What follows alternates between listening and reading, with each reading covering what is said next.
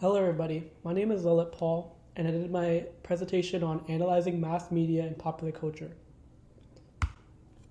For my presentation, I did it on Vanity Fair magazine. Vanity Fair is a monthly magazine service that utilizes popular culture, fashion, and they cover trends with celebrities in the news. They were first published in 1913 by Condé Nast. They would publicize their magazines ever so often, and they ceased their publication in 1936, but it was relaunched in 1982. The brand focuses on entertainment, celebrity, fashion, and beauty news. The target audience for Vanity Fair is females ranging from 20 years old to 50 years old. They target more upper class women who are in their late 20s to early 30s. Men can also be a target audience. They could be seen reading this magazine. It's not just women that read their magazines. The magazines tend to appeal to affluent and influential individuals who are interested in their lives and experiences of celebrities, politicians, and prominent figures. The Vanity Fair also showcases luxurious lifestyles, exotic travel destination, and extravagant events that appeal to readers who aspire to have such lifestyles. Vanity Fair, they embody the culture of the wealth and social status of celebrities by promoting products, also bringing news to the masses with their magazine. Ferris and Steen talk about culture and how, in the broadest sense, we can say that culture is the entire way of life of a group of people. It can include everything from language and gesture to style of dress and standards of beauty, from customs and rituals to tools and artifacts, from music and child rearing practices to the proper ways of customers to line up in a grocery store. You can find this on page 71. Vanity Fair often features in-depth profiles and interviews with celebrities, politicians, business leaders, and other prominent figures. These articles provide insights into their lives, experiences, and perspectives of notable individuals.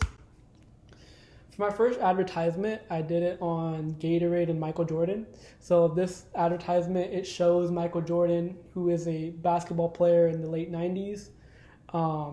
It shows him trying to go for a reverse dunk, trying to show that he's probably using the Gatorade, using that. And then the ad states, "To reverse your thirst, nothing beats Gatorade." This is a good symbolism as a player. He's actually doing the motion of reversing it. So it's kind of like a marketing play that they had. Ferris and Steen talk about dominant cultures, in which they state the power of the dominant culture may mean that the other ways of seeing things and doing things are relegated to second-class status, and that way dominant cultures can produce culture hegemony or dominance. You could see this on page 76. This ad can attest to that, as Gatorade can reinforce the idea that consuming their beverage is not just about hydration, but also about aligning with a dominant narrative of success, achievement, and athleticism.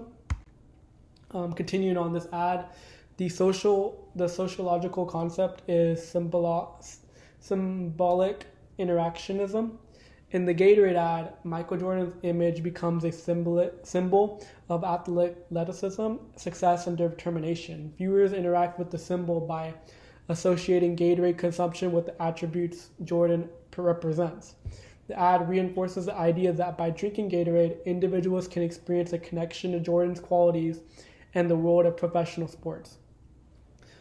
Ferris and Steen state that symbolic interactionism helps us explain both our individual personalities and the ways in which we are all linked together.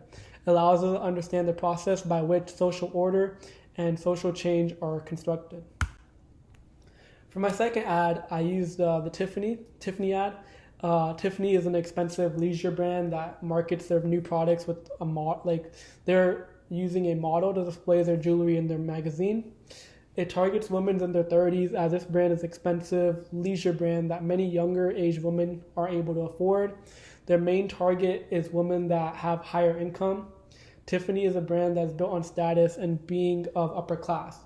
Ferris and Steen state A status is a position in a social hierarchy that comes with a set of expectations. Someone who buys from Tiffany, they probably have a set of expectations of quality in the way it's presented to other people, and how might someone might react to see that they're wearing the new Tiffany piece. Continue on with the advertisement. The sociological concept is the looking glass self.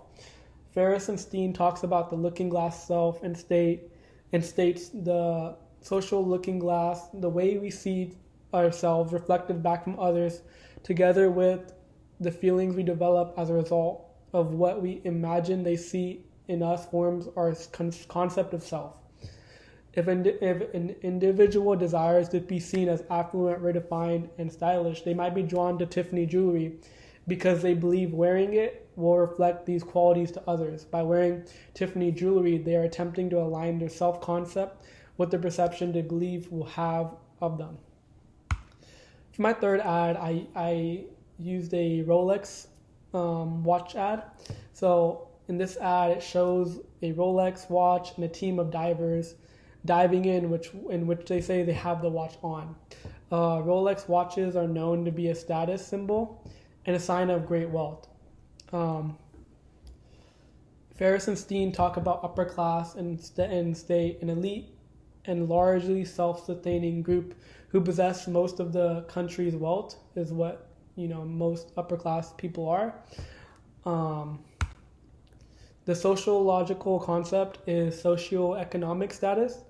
Ferris and Steen state it is also referred to by sociologists as socioeconomic status to keep in mind that social as well as economic basis of this system of stratification. So owning a Rolex is often seen as a symbol of success, achievement, and status. Many people aspire to own a Rolex as a way to demonstrate their accomplishments and elevate their social standing. The brand's long history, reputation for quality, and iconic design further enhance its status as a symbol of achievement. And that's my presentation.